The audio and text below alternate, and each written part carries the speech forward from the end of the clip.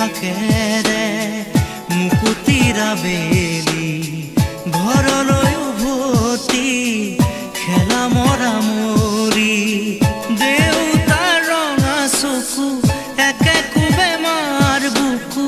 পঢ়াতে